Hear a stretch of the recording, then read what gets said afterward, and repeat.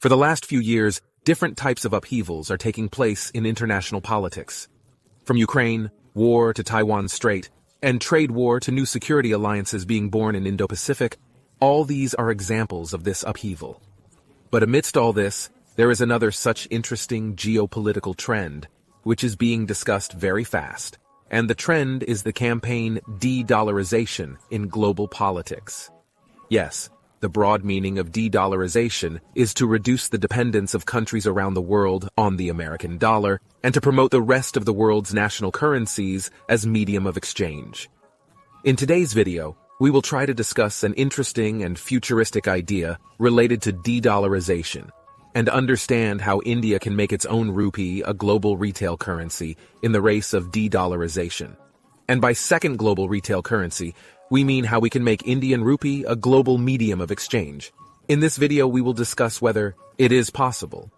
If yes, then how? Along with this, we will see whether any country has been successful in this race of de-dollarization. And if so, what can we learn from there?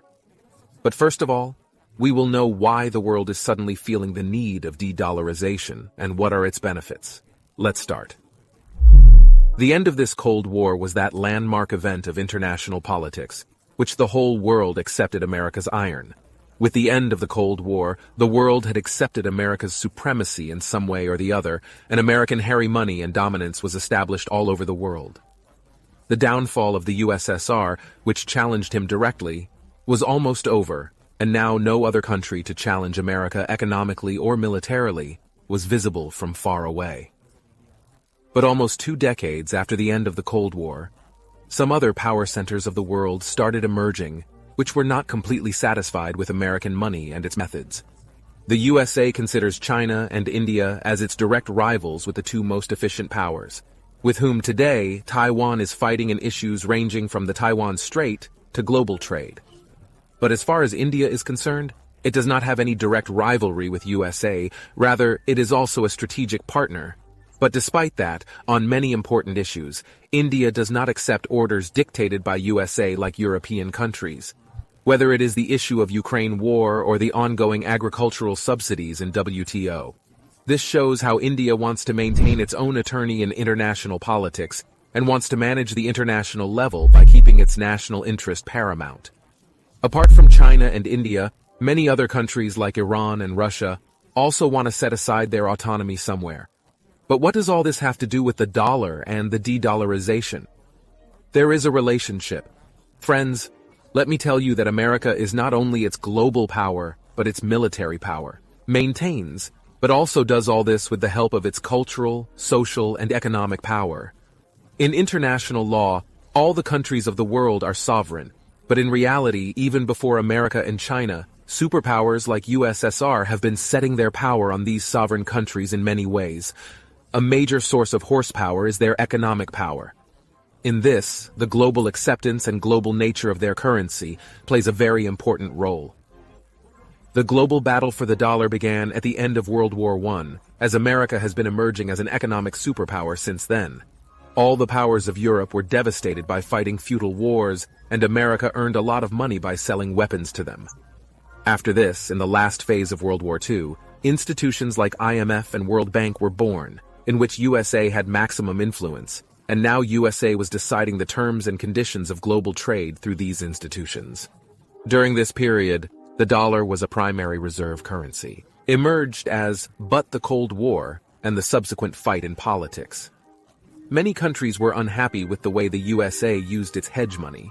For example, we can talk about American sanctions.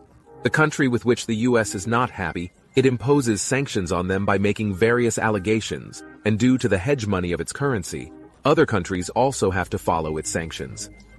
As of now, Indo-Iranian trade relations used to be very strong, but due to American sanctions, the trade between them has weakened in the last 5 years. Such sanctions were imposed in Russia, but India, setting its autonomy, continued oil trade with Russia in local currency. But the global dominance of the dollar is so great that you cannot sideline the USA even by trading in the local currency, as you will need only $1 to buy commodities from the rest of the world. De-dollarization countries to protect themselves from such pressure and to safeguard their own interest from other countries' fight. It becomes extremely necessary, and that is why it is necessary for India to make its currency strong and promote it at the global level. Talking about the benefits of de-dollarization, the example of Russia is quite interesting in that. In 2022, Sberbank, Alfa Bank, Tinkoff Bank later reported that several Russian banks had shifted their own transactions to Chinese Union paper, as Visa MasterCard was planning to suspend its operations in Russia due to U.S. sanctions.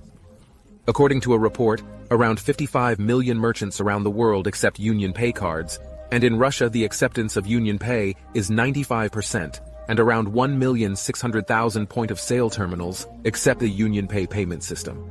Apart from this, about 4 million Union Pay cards have been issued in Russia. With the help of these cards, despite the sanctions, Russian citizens are able to make payments across the world. In this way, the Russian banking system saved itself from collapsing, and in this, the Union Pay was also believed.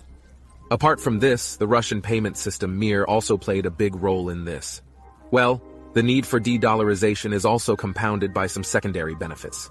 Whenever the American Federal Bank changes its interest rate, the rate of capital flow from all over the world increases, and this creates a fear of capital outflow in countries like India. Overall, what will be the monetary policy of RBI of India? It also depends on the decision of American Fed. That's why de-dollarization will make our own monetary policy completely autonomous somewhere.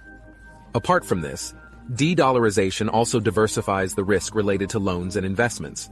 For example, we can talk about the financial crisis of 2008. Due to the economic crisis of just one country, the job loss that has happened all over the world was somewhere the result of the world's overdependence on the dollar. If the de-dollarization is pushed, then the economy of one's own country can be saved even from the massive impact of such global stocks. Apart from these, there is another big benefit. See, although there are many specs of the de-dollarization, but in today's video we will be talking about only one of these aspects, and that is, to make the Indian rupee acceptable for retail transactions across the globe. But what would be its benefits? Let us tell you that only American companies like Visa and MasterCard dominate the credit cards used in global retail transactions. Even though two countries can trade in local currencies instead of dollars for exports and imports to bypass sanctions, the dominance of these companies in retail transactions suggests that they cannot be bypassed.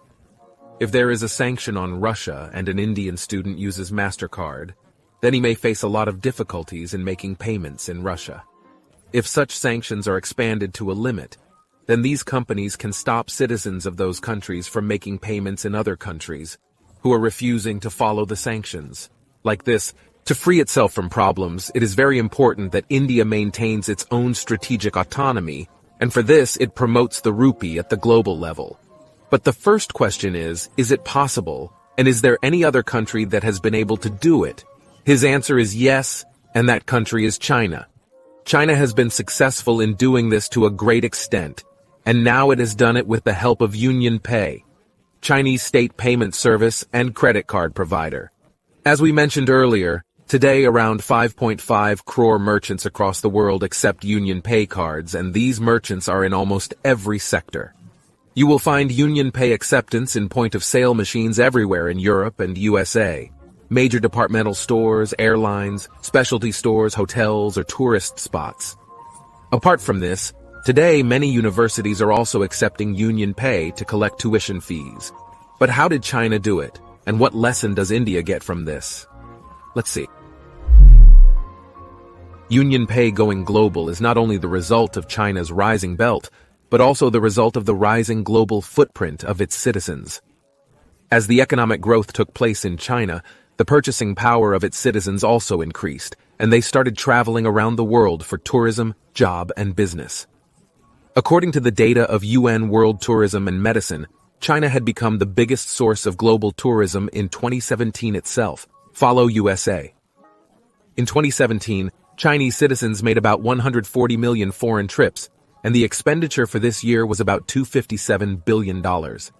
Tourism declined during the post-COVID time, but even after that, China maintained its dominance in outbound tourists, and China-based tourists spent approximately $150 billion. This increase of Chinese tourism is believed to have a big hand in making the Union peak global. Give this tourism a boost. Union Pay has tied up with merchants and banks across the world to do just that, as every country seeks to boost its tourism economy. Hence, the tie-up with Union Pay was profitable for banks and merchants of almost every country. And that is the reason why the LLP has today established its footprint in around 180 countries, and its cards are issued in more than 70 countries. Talking about global card purchase transactions, it is still dominated by Visa, which accounts for almost 40% of the transactions processed. But Union Pay is now at number 2. 32% transactions by volume, and today it has left behind MasterCard, whose share is only 24%. So this was the success story of Union Pay, but what sales it has for India and whether India has the potential to achieve this or not. Let's watch. Like China, India is also a major economic power today. Its GDP growth rate was about 8.7% in 2021. Apart from this, India has a large population like China, which can sustain international tourism.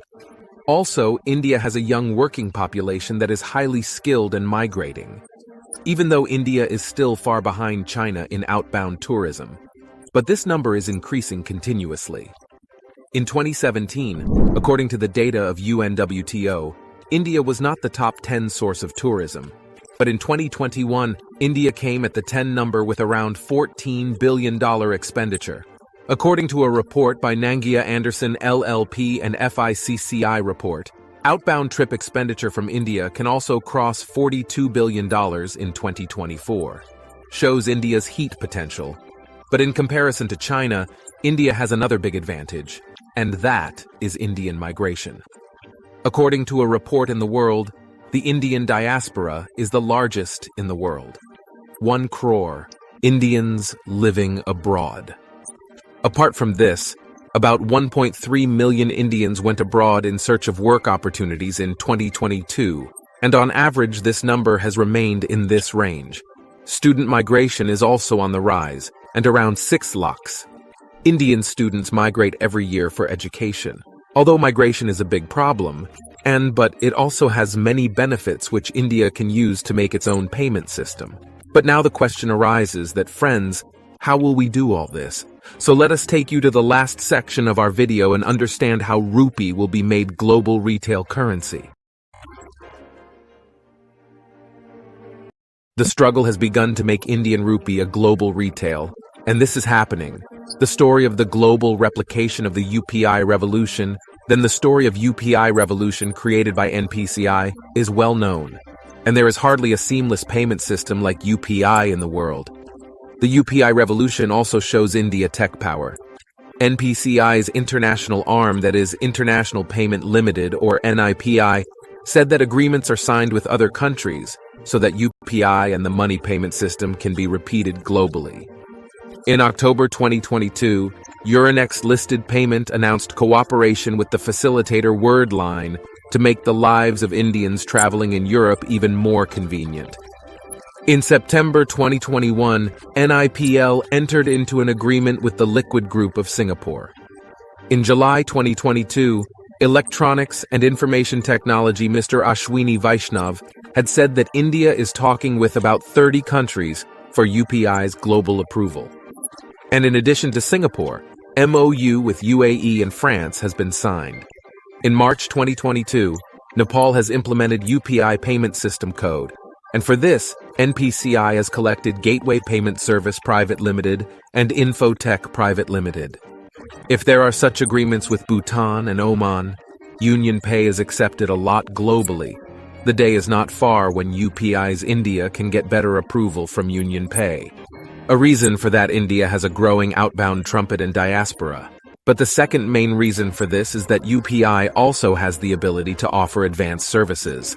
This is because the UPI simultaneously burns the links of several bank accounts, and that too with the same mobile application.